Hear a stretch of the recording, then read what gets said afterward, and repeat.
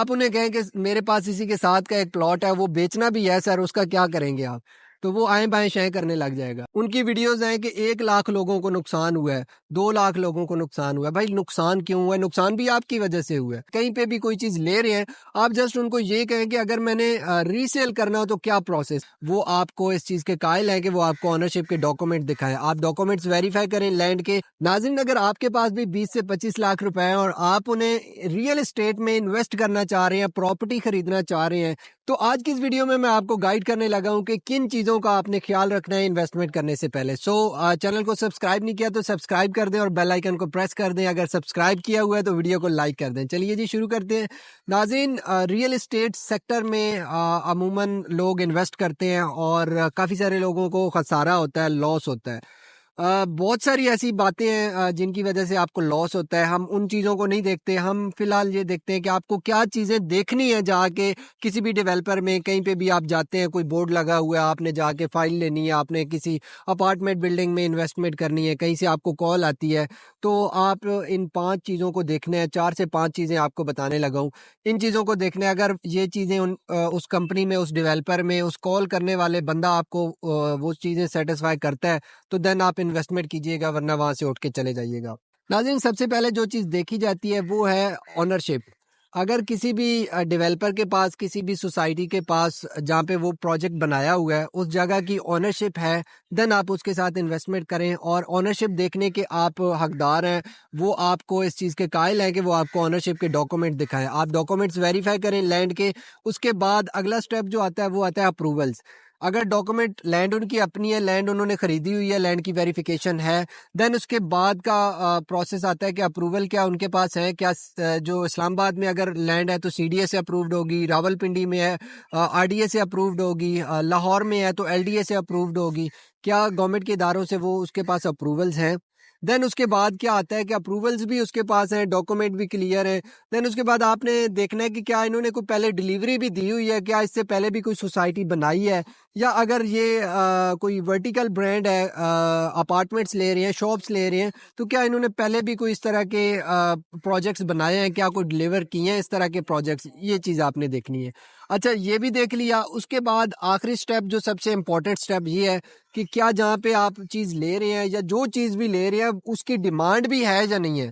ٹھیک ہے، ڈیمانڈ کیا چیز ہوتی ہے؟ ڈیمانڈ، لیٹ سپوز اگر آپ کوئی چیز لیتے ہیں، میں آپ فائل کی مثال دیتا ہوں۔ بہت ساری ایسی سوسائٹیز ہیں اسلام آباد پنڈی میں جو کہ اس ٹائم جو ہے وہ مائنس میں چل رہی ہیں۔ لوگوں نے فائلز خریدی، پلاٹس خریدے اور وہ پروفٹ نہیں دے سکے، وہ مائنس میں چل رہی ہیں۔ ان کی وجہ کیا آتی کہ ڈیمانڈ ہی نہیں ہے۔ آپ کمرشل ایسی جگہ پہ خرید لیتے ہیں جہاں پہ اس کی ڈیمانڈ ہی نہیں ہے۔ کمرشل پلازے آپ دیکھ رہے ہیں، آپ پنڈی میں دیکھ لیں، لاہور میں دیکھ لیں، میں اب نام نہیں لینا چاہ رہا، لیکن آپ خود جا کے دیکھیں کہ ان کی ڈیمانڈ ہے یا نہیں ہے۔ لاہور میں کئی ایسے پلازے ہیں جو کہ مین بولیورڈ پہ اور سیکنڈ فلور کے بعد خالی پڑے ہوئے ہیں۔ وجہ کیا ہے؟ ڈیمانڈ نہیں ہے۔ ایک ڈیمانڈ کے حوالے سے ایک آپ کو فارمولا بتاتا ہوں کہ کوئی بھی پاپولیشن کا تقریباً 8 سے 10% جو حصہ ہوتا ہے وہ کمرشل ہوتا ہے، باقی سارا آبادی ہوتی ہے، باقی سارا ریزیڈینشل ایریا ہوتا ہے۔ جہاں پہ 8% سے زیادہ کمرشل ایریا ہو، اس کی ڈیمانڈ وہاں پہ ختم ہو جاتی ہے یا کم ہو جاتی ہے۔ سو آپ جہاں پہ کوئی بھی فائل لی ہے، کوئی بھی چیز لی ہے، کہیں پہ بھی کوئی چیز لے رہے ہیں، آپ جسٹ ان کو یہ کہیں کہ اگر میں نے ری سیل کرنا ہو تو کیا پروسیس ہے۔ میں آپ کو کہتا ہوں، مجھ سے سر فلاں ریئل اسٹیٹ سے میں بات کر رہا ہوں، 5 مرلے کا پلاٹ ہے، لے لیں سر، بہت اچھا ہے، زبردست ہے، ڈسکاؤنٹ آیا ہوا ہے، بلا بلا بلا۔ آپ انہیں کہیں کہ میرے پاس اسی کے ساتھ کا ایک پلاٹ ہے، وہ بیچنا بھی ہے سر، اس کا کیا کریں گے آپ؟ تو وہ آئیں بائیں شائیں کرنے لگ جائے گا۔ اگر تو وہ آئیں بائیں شائیں کرنے لگ جائے تو سمجھ جائیں کہ بھائی رانگ نمبر ہے، کال بند کر دیں، یا آپ آفس میں بیٹھے اٹھ کے چلے جائیں۔ اگر وہ کہے کہ سر کوئی مسئلہ نہیں ہے، آئیں بیچتے ہیں اور آپ کو اتنا پروفٹ ہوگا، کب لیا تھا آپ نے پلاٹ، کتنے کا لیا تھا، لائک آپ ڈی ایچ اے کی مثال لے لیں، بحریہ کی مثال لے لیں۔ بحریہ جب یہ لانچ ہوا تھا اسلام آباد میں تو 6 سے 7 لاکھ کا پلاٹ تھا، آج آپ جا کے دیکھ لیں 3 سے 4 کروڑ کا پلاٹ ہے، 5 مرلے کا۔ اسی طرح ڈی ایچ اے کی بات کر لیں تو یہ پراپرٹیز ایک ایسی پراپرٹیز ہیں کہ آپ کو پروفٹ دیتی ہیں.